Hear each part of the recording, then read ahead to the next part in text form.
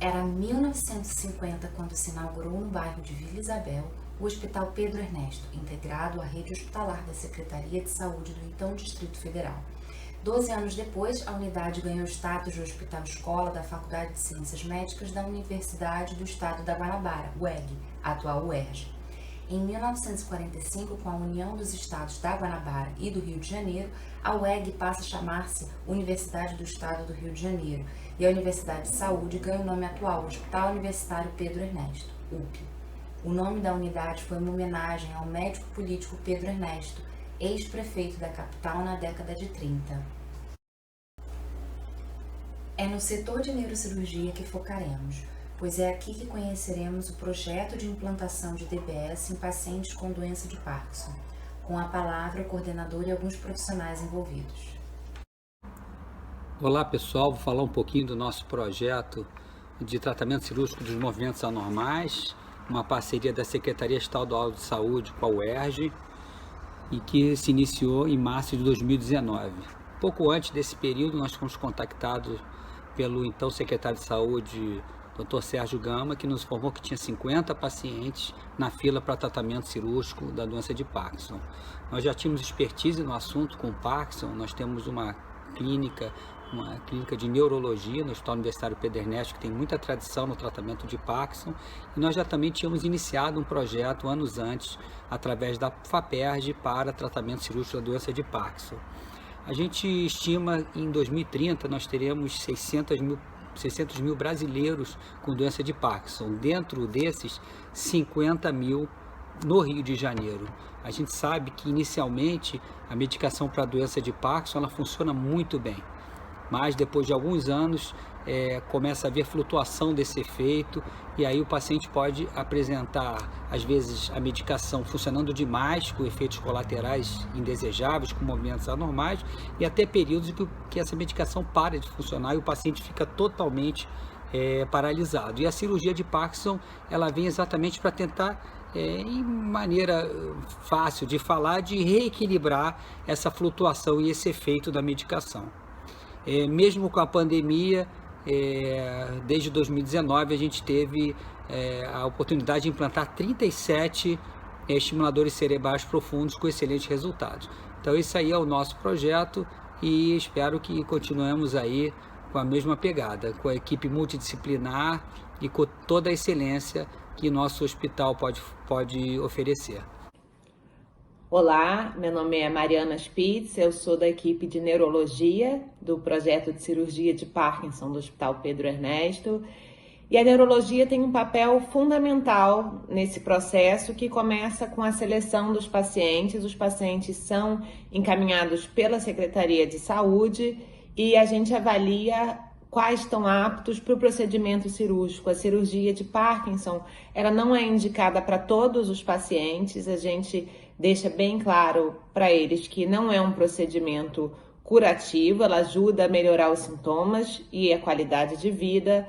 Então, num primeiro momento, esses pacientes são avaliados numa triagem e os pacientes que realmente têm indicação de cirurgia, eles retornam numa segunda avaliação em que é feito um chamado teste de levodopa. Os pacientes chegam sem o efeito da medicação e eles são avaliados antes de tomar o remédio e depois de tomar o remédio, porque a resposta à levodopa, que é o principal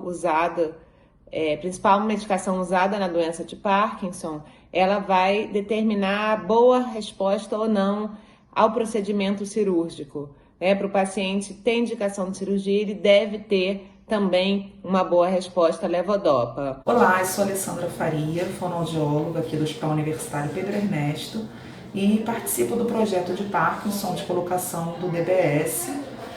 E eu vou falar para vocês um pouquinho como que é essa minha participação. Como vocês sabem, a doença de Parkinson é uma doença neurodegenerativa, né, e acomete principalmente o sistema motor. Quando acomete, então, os músculos orofaciais ou da laringe, podem acontecer, então, alterações de voz, fala e deglutição. Essas alterações, elas não têm uma relação direta com a progressão da doença. Então, em cada indivíduo, ela pode acontecer num momento diferente e também com alguma variação. Em relação a esses pacientes do projeto, eu faço um acompanhamento pré e pós, então eu caracterizo quais são as alterações presentes, em que grau, e após a cirurgia da mesma forma. Porque a gente sabe que essa cirurgia ela não tem o objetivo de tratar essas funções, fala e deglutição. Em geral, elas vão trazer melhorias para a parte motora. Porém, em alguns casos, há sim relatos de melhora, principalmente em relação à qualidade de vida nos aspectos da alimentação. Alguns relatam também uma melhora da intensidade da voz, ou mesmo da articulação. Porém, a gente sabe que nem todos vão ter esses ganhos, né? Então, muitas vezes se faz necessário a realização de fonoterapia após a cirurgia e algumas orientações. Olá, eu sou a neuropsicóloga Eduarda Naida e sou responsável pelas avaliações neuropsicológicas no projeto. Realizar uma avaliação do funcionamento cognitivo desses pacientes é de extrema importância por diversos motivos. A cirurgia é contraindicada a pacientes com demência. Além disso, uma avaliação ampla consegue identificar quais aspectos estão mais prejudicados naquele indivíduo e orientá-lo com estratégias. Não é o objetivo direto da implantação, mas aspectos cognitivos como memória implícita e funções executivas costumam apresentar melhora após a cirurgia por conta da melhora motora, seja por firmeza, por rapidez. Isso sem contar também os aspectos emocionais.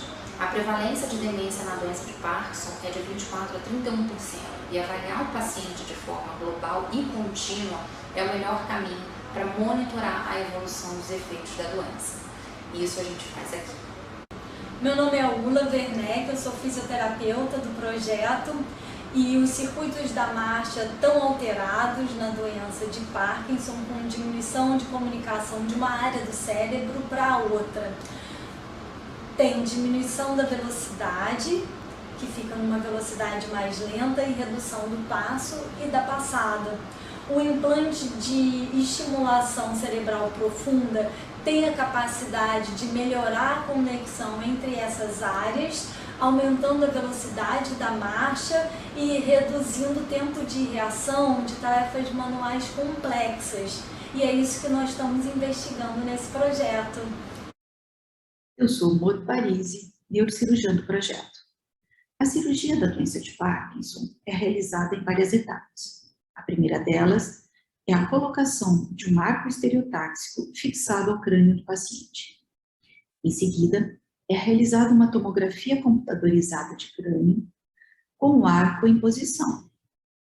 As imagens obtidas dessa tomografia são então fusionadas à ressonância magnética para a localização do alvo e cálculo das coordenadas estereotáxicas X, Y e Z.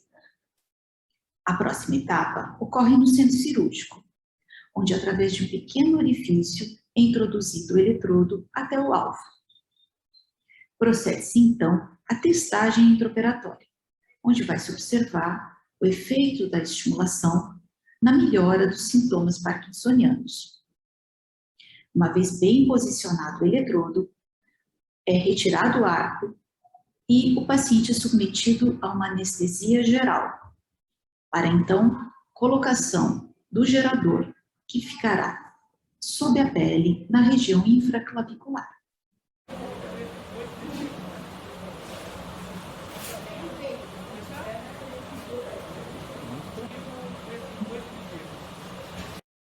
A equipe participante do projeto não é formada apenas pelos profissionais neurologista, neurocirurgiões, fonoaudiólogo, neuropsicólogo e fisioterapeuta que apareceram no vídeo, mas de um amplo grupo multidisciplinar com radiologistas, técnicos de enfermagem e enfermeiros, anestesista e administrativo. O intuito desse vídeo é apresentar à população leiga todo o processo por trás dessa cirurgia, que é realizada numa instituição, num hospital universitário e público, com profissionais competentes e toda uma estrutura envolvida. A gente acha muito importante falar sobre isso, principalmente no momento que o serviço público anda tão descredibilizado e desvalorizado. A gente espera que quanto mais pessoas souberem da existência desse tratamento, mais pessoas possam se beneficiar com essa cirurgia. Obrigada.